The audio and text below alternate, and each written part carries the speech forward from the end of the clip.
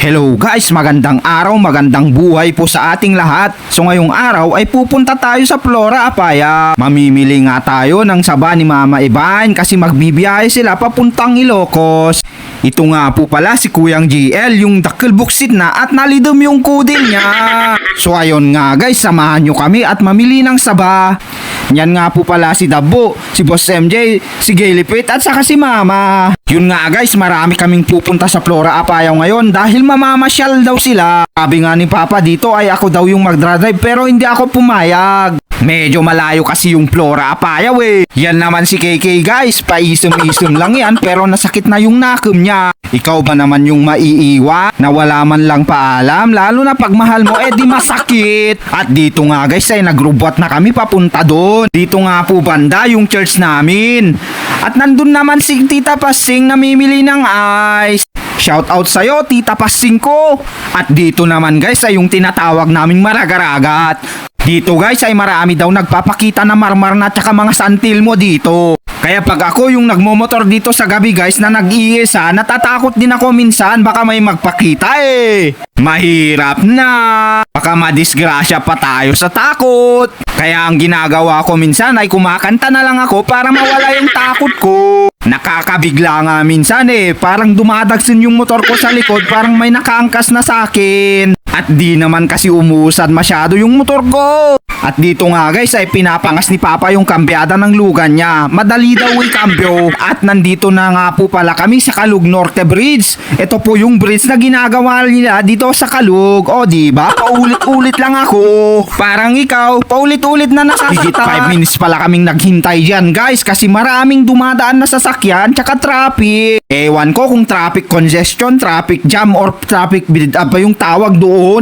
Iba kasi guys pag sinabi mo lang traffic. Ang traffic kasi ay ito yung tinatawag nating the movement of vehicle, person from one place to another.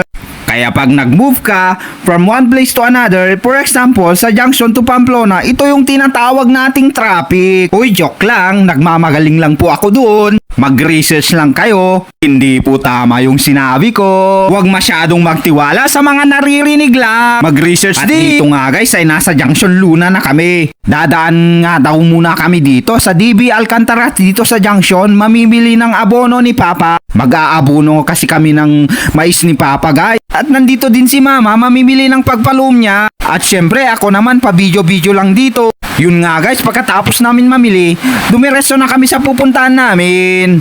Dito nga guys ay uminto muna kami para magpa-check ng mga gulong namin at saka magpapaahangin na din kasi nga kakargaan namin ng maraming saba. Dito naman guys ay yung tinatawag nilang Lukban Bridge. Napakaganda po dito, mawasnay po yung daan katulad ng San Juanico Bridge. Char lang, syempre mas malaki yung San Juanico Bridge. Kaya shoutout po kay President Marcos na nagpagawa ng San Juanico Bridge. Maraming salamat po. At dito nga guys ay nasa Ayaga, Bulug, Cagayan na kami. Dito po mismo yung may nangyaring aksidente nung nakaraan. Yung bang may 11 katao na namatay, yung salpukan ng Florida tsaka pick up. Dito po mismo galing yung pick up guys dito sa kanto na to. At dito naman galing yung Florida kung saan kami galing. At dito nga guys ay pinag-uusapan namin kung paano sila na aksidente. At ang sabi namin ay pwede hindi nakita ng driver ng pick-up yung daan at hindi niya kabisado kaya nagdire-diretso lang siya sa pagdadrive. At dito nga guys ay nasa Santa Marcela, Luna, Apayao na kami. Kaya shout out po sa mga taga Santa Marcela. Sa Seoul, Santa Marcela po pala kami nagpagas guys kasi dito medyo mura yung gasolina at saka krudo. Budget lang muna kasi kami ngayon kasi wala pa kaming masyadong pera. 1,000 pesos lang po pala yung pinagas namin dito kasi yun lang yung dala naming pera. Kasi yung iba, ikukumpra namin ng saba. At dito nga guys ay kinakargahan na ni ate ng krudo yung lugan namin. Eto naman sige lupoy-poy guys, pa extra lang. At dito nga guys ay ma-share ko lang. Nung bago kaming magpagas ay sinabi ni Papa o tinanong ni Papa sa gasoline girl kung pwede bang makabawas. At sabi naman ng gasoline girl ay hindi po pwede kasi nga malulugi sila. Siya daw yung mag-aabono. Dito naman na part guys ay sa Flora Apayao na, malapit na kami sa sentro nila at dito nga paakyat na kami sa kanilang hili. Kaya ikaw na nanonood, panahon na din na umakyat ka ng ligaw sa minamahal mo, mahirap na baka mauli ka. Dito nga po pala yung sentro ng Flora Apayao guys. Binahe pala namin ito ng higit 1 oras. Pamplona to Flora Apayao. Ang layo, di ba? Pero mas okay na yun, wag lang lumayo yung pag-ibig niya sa'yo at nararamdaman niya, syempre masakit yun. Ay, may pinapangutan ha. At dito nga guys ay nakarating na kami dito sa pupuntahan namin. Yan po pala yung kakargahin namin na saba. Oh, ang dami, di ba? Yan po pala yung may-ari ng saba guys. Siya po yung pinagkukunan natin ng lako natin na saba. Shoutout pala sa aso na to guys, ang galing tumahol. Yung tipong gusto ka nang kagatin. Alam mo kung nasa bakuran ka lang namin, ay sus kakaasi ka sa akin, palpalkin sana kita. At dito nga guys ay binabalik na ni Papa yung lugan niya kasi magkakarga na kami. Mahirap na, baka magabihan kami lalo, pero siguradong magagabihan kami kasi nga 6 o'clock na ng hapon nito. At baka 50 to 40 minutes kami magkakarga ng lako niya kasi medyo madami nga ito. Flex ko nga po pala itong lugan ni Papa. Mahal na mahal niya po ito. Yung tipong wala na siyang igatang ng bagas ay pinapatarimaan niya pa rin ito. At dito nga guys ay tinitignan na ni Mama yung saba niya na gagatangin niya.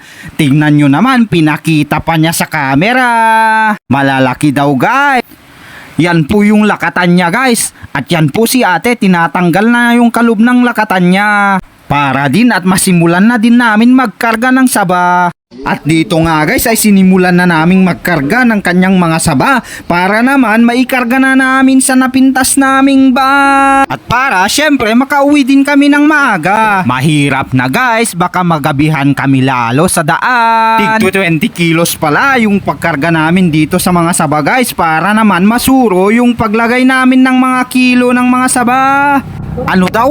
Gandahan mo nga magtagalog, ang hirap mong intindihin, Kuyang JL ka. Ano ba yan? Ito pala yung Tagalog na saba na tinatawag namin guys. Ito yung una naming kinarga kasi ito yung pinakamarami naming kukunin kasi ito yung mas mabili sa Pasukin, Ilocos Norte. Kaya yung mga taga Pasukin, Ilocos Norte dyan, halina po kayo bukas, nandyan na po kami, mamili na po kayo. Maraming salamat po sa inyo. Shout out po sa pagtangkilik ng mga tinda namin dyan. Eto nga po pala si Boss MJ yung kasama kung magkakarga ng saba kasama si Papa na sa loob na nagkakamada. At yan na nga muna kayo guys, magkakarga muna kami ng saba kasi nga medyo paggabi na. Oorin nyo muna kaming magkarga ng mga saba. At bago dyan guys, ito pala yung sa Manila na tinatawag nila. Ito naman ang tawag doon sa Ilocos ay Amorosa. At ito naman yung tinatawag naming lakatan. Mabili nga din po ito sa Ilocos Norte guys. At saka yung mga mahilig sa saba guys, halina po kayo, mamili na po kayo sa amin. Huwag kayo pong maghalala kasi nga matamis yung saba namin na ilalako. At dyan nga po si Papa Peter nagkakamada sa loob. Pero dyan nagdadayamudom na siya kasi nga marami yung kakargahin namin na saba. Mahihirapan na naman yung van niya kasi lagi pala yan yung pinag-aawayan nila ni Mama kasi nga madaming magkarga ng saba si Mama. Yung tipong naaawa si Papa sa lugan niya na makakargaan ng mga nadadagsin na bagay. At dito nga guys ay tapos na kaming magkarga kaya nakihugas na kami ng mga kamay namin. At dito nga guys ay pauwi na sana kami. Pero may pagipawi pala si ate sa ngasako na saba. Pauwi na pala kami dito guys. Kaya halina po kayo, samahan nyo po kaming umuwi. At bago pala kami umuwi guys ay dumaan muna kami dito sa pamilihan ng tinapay. Syempre magmemeryenda din kami.